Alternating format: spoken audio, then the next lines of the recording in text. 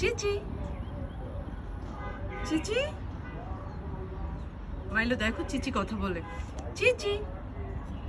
হ্যাঁ চিচি চিচি তোমাকে ছেড়ে দিব চিচি চিচি তোমাকে ছেড়ে দিব বাবা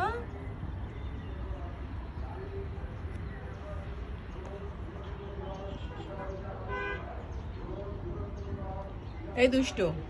দুষ্ট মাইলো দুষ্ট মাইলো দুষ্ট মাইলো দুষ্ট